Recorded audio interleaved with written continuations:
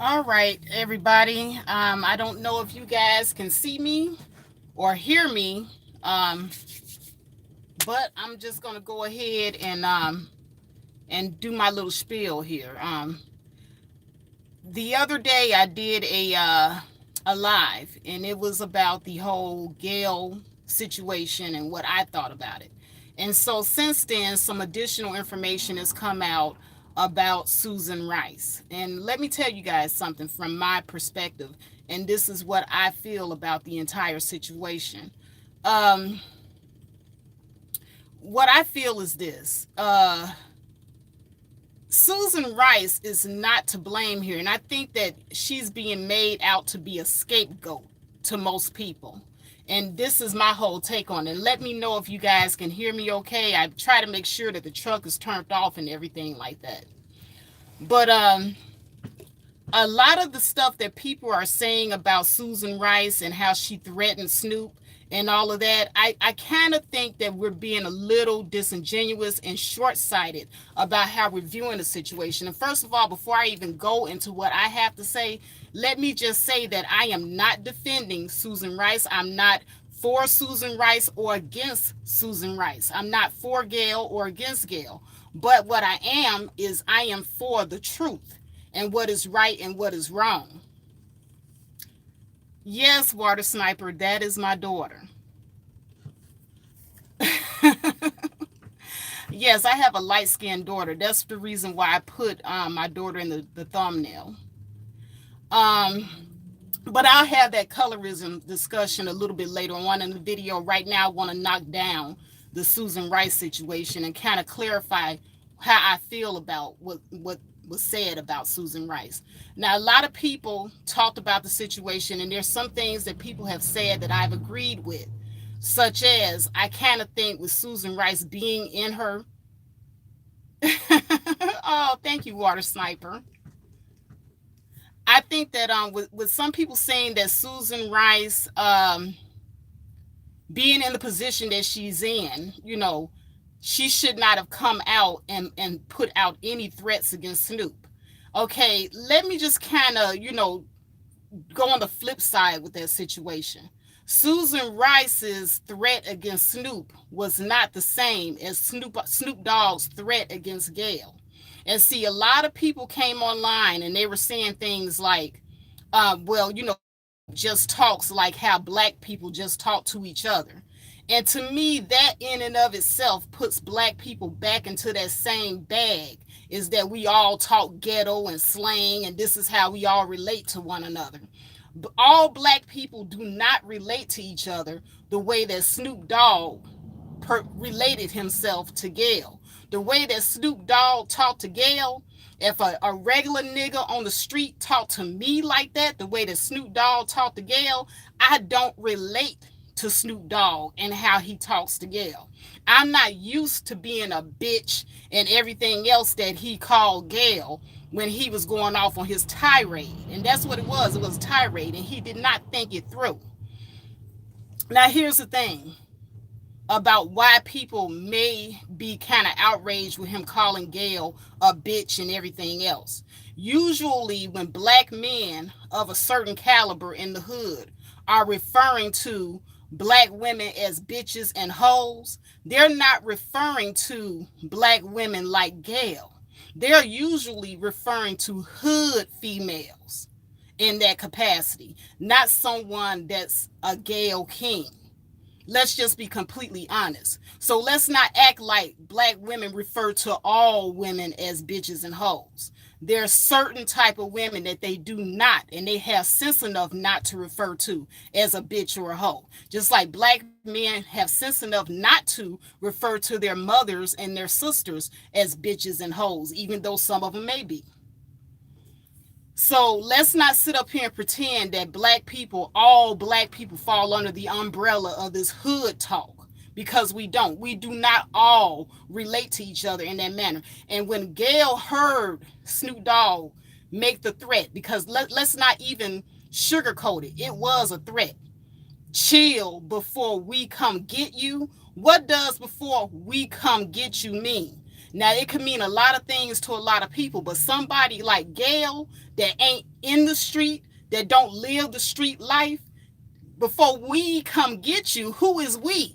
And then look at who Snoop Dogg has a reputation of being. He has a reputation of being a thug rapper. So in that capacity, anybody from Gayle's side of the tracks would probably think that he meant some bodily harm will come to her. She doesn't know how to reinterpret before we come get you from somebody like Snoop Dogg, who, let's just be honest, we look at him as being hood. Gayle isn't hood, so she doesn't think like the regular black people. So, the whole explanation that black people, that's how we all talk to each other, that's not how we all communicate with each other. All black people ain't hood. All black people don't speak hood. Right, Water Sniper. Everybody does not fall under it. So we can't just put everybody under the same umbrella. That's all I'm saying.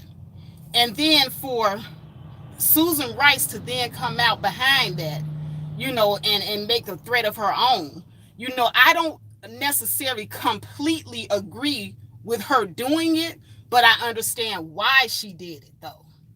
She did it because it was interpreted as it could have been a threat on Gayle's life, and that he might have been inciting some of Kobe's fans and his fans to do some sort of harm to Gayle, which, let's just be honest, 9 times out of 10, I don't see the average person having access to harm Gayle or any of her children. So, I didn't really view, Snoop as being a real threat. But then again, Snoop is famous and he has a lot of connections. Once again, he's connected to white people too. So we can't necessarily say that that's too far-fetched with Snoop being who he is. But now let me tell you something. If you're going to sit up here and say that Susan Rice had no business threatening Snoop, then why can't we also say that Snoop Dogg was wrong for threatening Gayle? One threat is not better than the other. I'm not saying that at all, but a threat is a threat. Now, there's differences in Snoop's threat and Susan Rice's threats also. Now, Snoop's threat was more along the lines, in my opinion, it could be interpreted as, I'm going to come get you and cause you some type of bodily harm.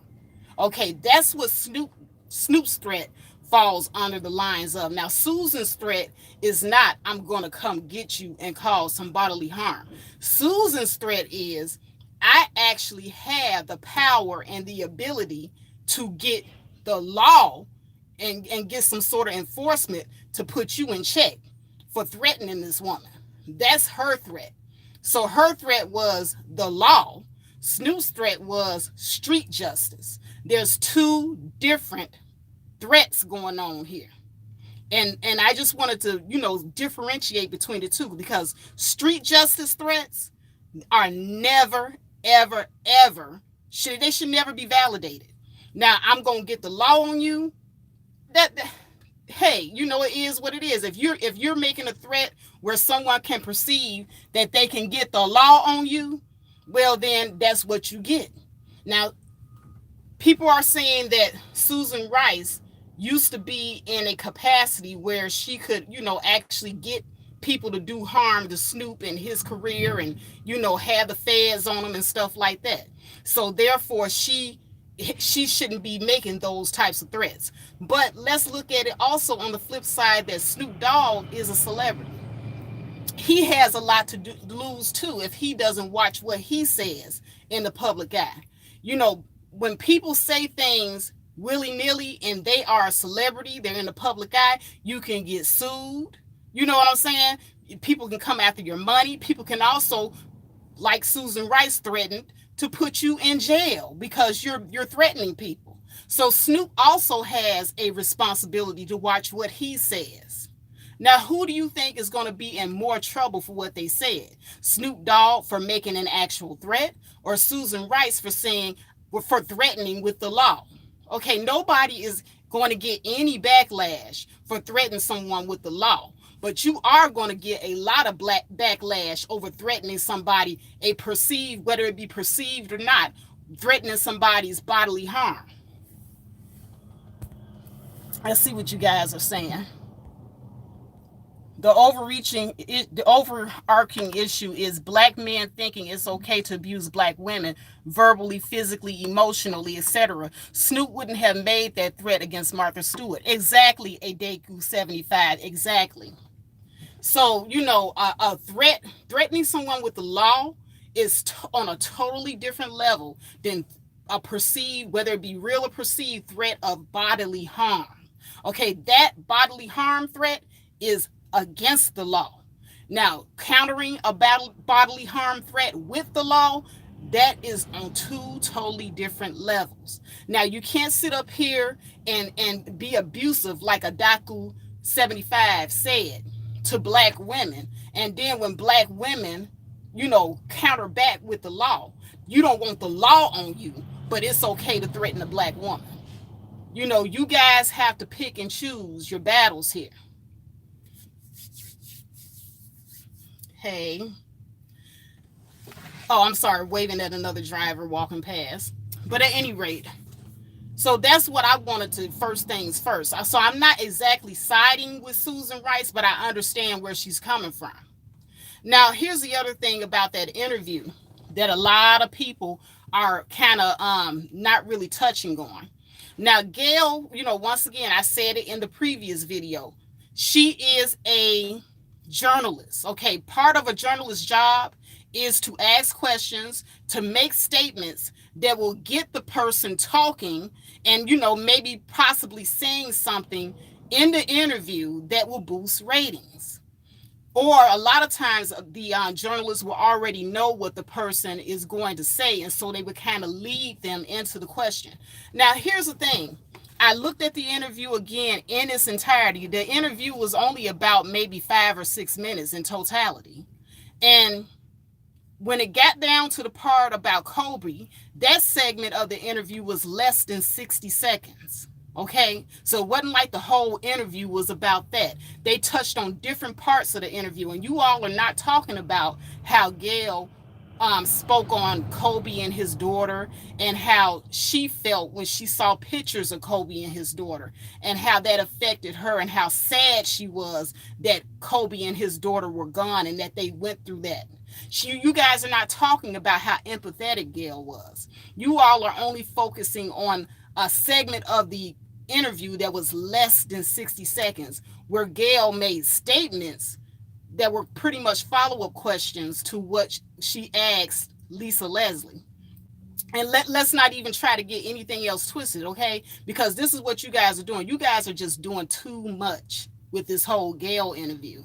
Now, when Gayle led into the question, she asked Lisa Leslie about how she felt about those allegations being on Kobe, and whether or not she thought that was part of his legacy,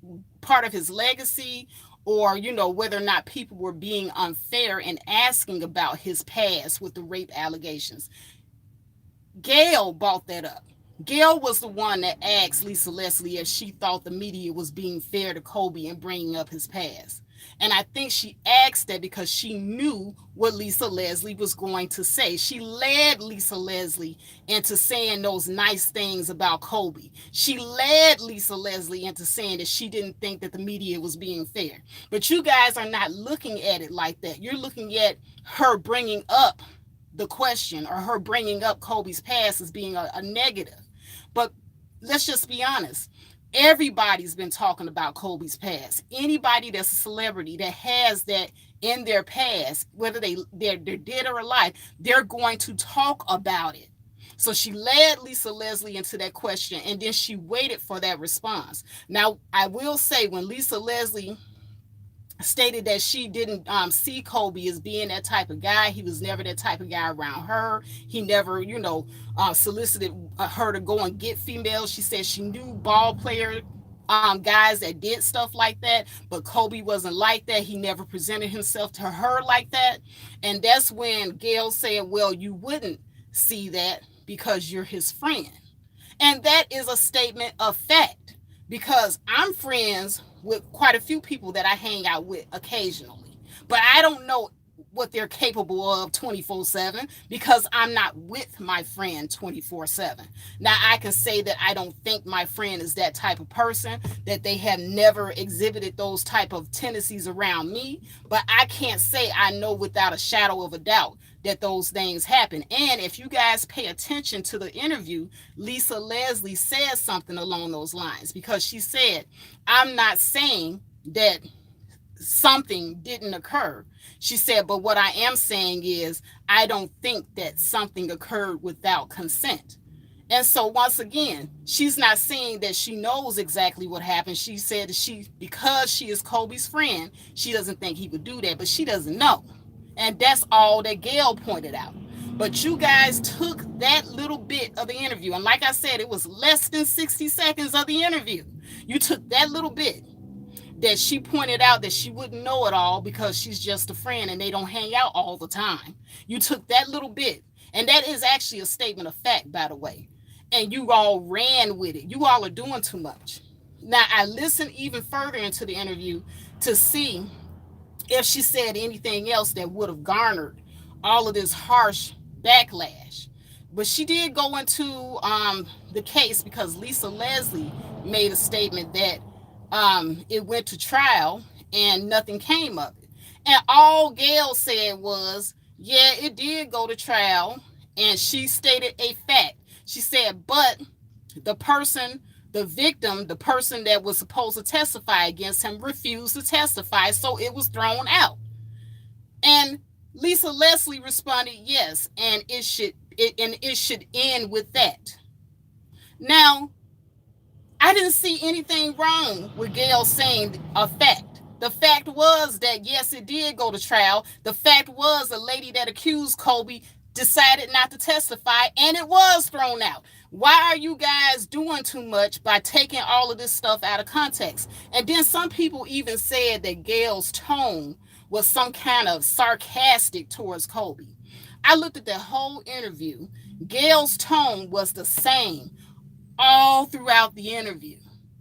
There was no malice towards Kobe. She was just asking regular interview questions. And you guys, I'm sitting up here, if I had actually just went by what you all were saying on social media, I would have thought that she went over there and totally trashed Kobe, called him a rapist, said that he was a Los Angeles nigger, you know, the way that you guys were characterizing her. I would have thought that her voice, her tone was harsh and she was just being all kinds of sarcastic, but her tone was the same. I watched the whole video. Her tone was the same throughout the whole video. So that means that a lot of you people on social media are full of shit. And you're doing too much, and you will overblow a situation more than what it actually is. Now, I don't understand how we got to the point where we would jump over two white women to get to Gail, a black woman, but it was really blown out of proportion. And once again, as far as Susan and her comments towards Snoop Dogg, like I said, a threat to get the law on somebody who's threatening potential bodily harm against another person is two different types of threats. And y'all are trying to make it the same. Also, let's not forget, we all, you know, somebody, I believe I was listening to Taz earlier, and he brought up a really good point. A lot of black men are bringing up the fact that Susan is married to a white man. Okay, well, we can't sit up here and drag Susan for being married to a white man, Susan Rice for being married to a white man, but we're not going to look at the fact that Kobe Bryant was married to a non-black woman. Okay, so we're going to protect one swirler from another swirler, basically, as Taz Exclusive stated earlier today. So, you know, I just want to know exactly, you know, why are we being disingenuous? Why are we all doing too much with this whole situation? I mean, the whole situation got overblown for no reason. Like I said, I don't really have a dog in this fight because I don't particularly, care for Gail. I didn't support her career when she first started. And that's the other thing that I also want to point out in this video. Everybody is saying that Gail should have talked about that Kobe situation back when it happened. Do you guys realize when Gail, her journalistic career first started? Now, those allegations against Kobe happened back in 2003. Gail wasn't even on television then, y'all. Gail did not have a television career back then in 2003. Her television career did not actually start until 2005. And even then, she wasn't even really on television. She was behind the scenes. Then she became a news anchor in 2006. Well, a news anchor and a journalist are two different people. She's just reporting the news. She's not doing any interviews. Gail's journalistic career did not start until 2011.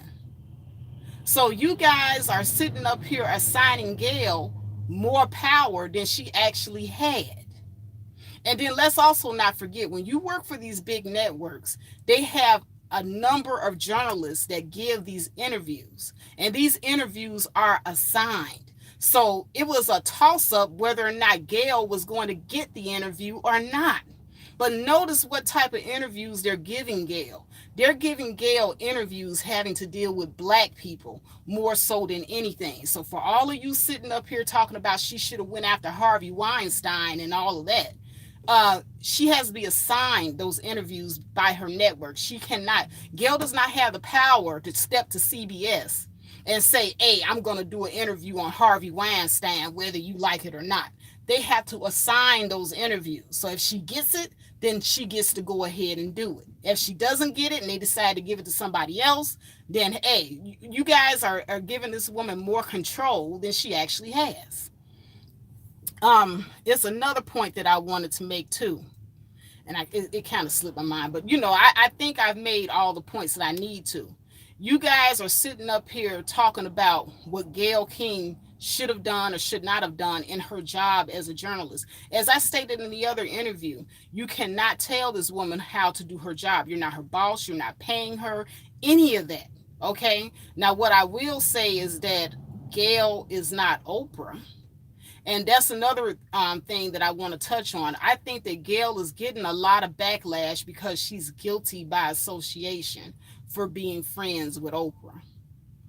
Now, Oprah, who does have a lot of control over what is being done on her network, I can understand you guys going after her because she's done some things since she's gotten control of her own network that I thought was pretty questionable, especially with the whole Michael Jackson situation. So Oprah is a whole nother ball game altogether. But Gayle is not Oprah. The questions that Gayle asked, and they weren't really questions, they were statements that led into Lisa Leslie making the statements that she made. And Lisa Leslie answered those statements beautifully. I think they played well off of each other, and it did more to shine Kobe in a positive light than all of these other networks combined. Because all of these other networks have not been shining Kobe in a positive light at all. They smeared him worse than what you thought Gayle did. Go back and look at the interview again and tell me if I'm right or wrong. Go back and listen to Gayle's tone. Gayle's tone is the same throughout the interview. And like I said, that segment lasted less than 60 seconds. They didn't dwell on it. And when Lisa Leslie said that she thought that it should just be left at that, she left it at that and moved on. So I think you guys are doing too much and you're making too much out of a small situation. This woman was only doing her job as a journalist. And I think that she did more, once again, of making Kobe and his legacy look good with the statements that she asked, and Lisa Leslie following up behind those statements with what she said.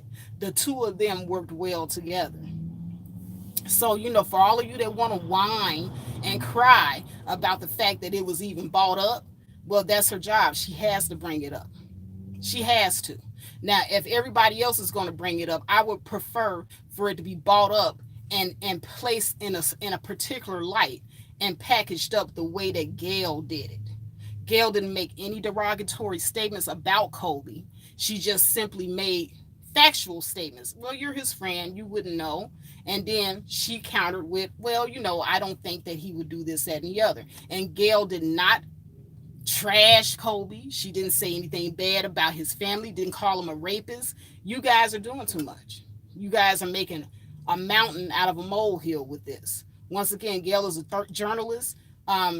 Whether you guys like it or not, those rape allegations are part of Kobe's past, and people are going to talk about it and bring it up. So I would once again prefer that it be one of us, bringing it up in a particular light that's going to make Kobe look and shine Kobe in a positive light. And like I said, she did not say anything derogatory. She did not tarnish his legacy or anything. Look at the interview in totality, listen to her tone, and you guys will see this whole thing was blown out of proportion. And Snoop Dogg, he was the one that kind of spearheaded it being blown out of proportion. I think if Snoop Dogg had just kept his mouth shut, this thing would have just went on ahead and flew under the radar. Snoop Dogg is an instigator, in my opinion. He made this more out of it than what it was, and he did it in such a ghetto, ratchet, distasteless way. And it was such a way that did tarnish the memory of Kobe because of the accusations and his insinuations, not anything that Gail did. But at any rate, also I wanted to go into the whole colorism thing. I don't know if some of you knew that I was on Mr. Fantastic's page not too long ago, and he had a dark-skinned woman delegation conference, and where he was allowing dark-skinned women to air out their grievances and what we were dealing with is growing up, and how we deal with colorism. And I would have to say that, I am very, very happy that Mr. Fantastic asked me to join that panel. And I am thankful to him for opening up to a discussion, because it does need to be discussed. And I like Mr. Fantastic because he goes out of his way to make sure that everyone is respectful on his panel. I do understand that he cannot control everything that goes on, or each person that comes up there, because there was towards the very end an ignorant person that made a very ignorant statement, and I had to remove myself from the equation because of that. But it had nothing to do with Mr. Fantastic at all. So shout out to Mr. Fantastic for doing that. It was much appreciated. But at any rate, the thumbnail of my daughter, the thumbnail of me and my daughter is me just basically wanting to show you guys that I don't have a issue with light-skinned women. Like, I hate light-skinned women. I have a light-skinned daughter, okay, and she means the world to me. I think she's beautiful, intelligent, bright young lady, okay, and I raised her to respect everyone, be a respectful woman in her own right.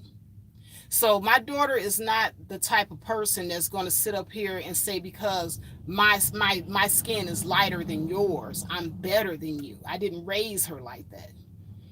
I raised my daughter to respect all people.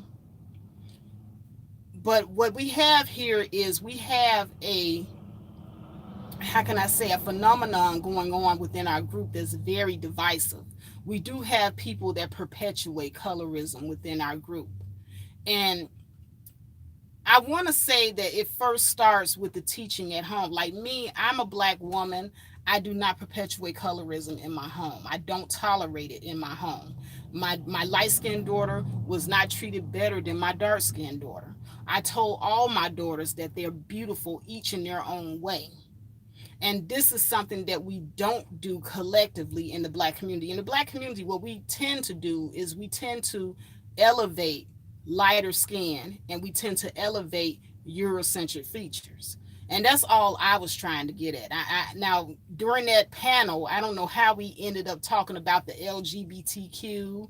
I don't know how we ended up talking about single motherhood. I don't know why every panel having to do with Black women ends up a discussion about single motherhood. But I was there to talk about colorism. And I felt like that kind of deflected from the topic, and that's the reason why it didn't really go nowhere. Plus, a lot of the men's desire to just ridicule and name call rather than listen.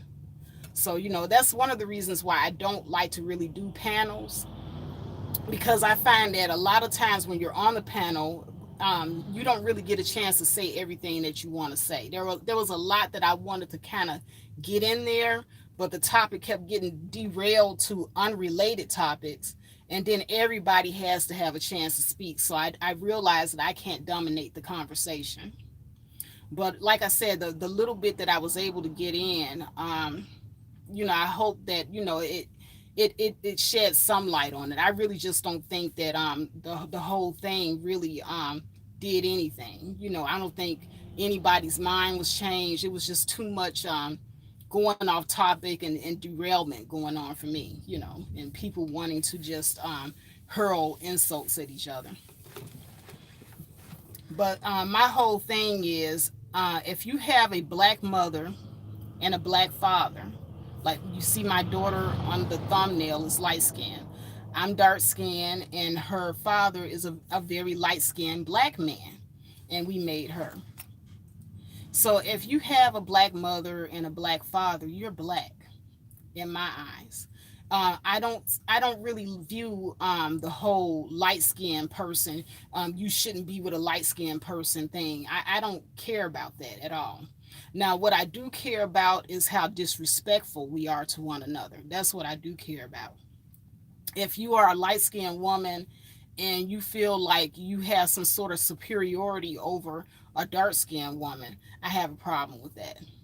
If you are a dark skinned man and you're perpetuating colorism by saying things like light skinned women are just prettier and all of that, I have a problem with you, because you're also, kind of pitting us against each other with this pettyism, with the colorism thing. It's petty to me. I feel like it's a complete and total waste of time, and that is where I feel the divisiveness comes in. I don't think it's divisive to speak about the subject, but I do think it's divisive what people are actually doing in those situations. If you are a black man and you are sitting up here, making colorist statements, you're the one that's being divisive. The conversation about colorism isn't divisive, but the nasty things that we do that basically falls under colorism, that's what's divisive. And I kind of feel like if we could have taken the conversation over to that angle, we would have probably, made a little impact. But it never did go that angle. We went so many directions in that conversation. Uh, it was ridiculous. And then, like I said, it's not my forum. I don't have the power to direct where the questions go or how the conversations go. But yeah, that's how I felt about it. That's how I felt that it went, in my opinion.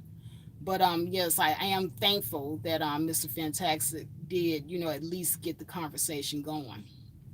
But at any rate, I try not to make my videos too long. As a matter of fact, I don't really want to do any more videos. I just wanted to kind of clarify my thoughts on the whole Gayle situation, Susan Rice situation, and then also talk a little bit about the colorism forum that I was just on with Mr. Fantastic's page. You can go to Mr. Fantastic's page and view it if you like.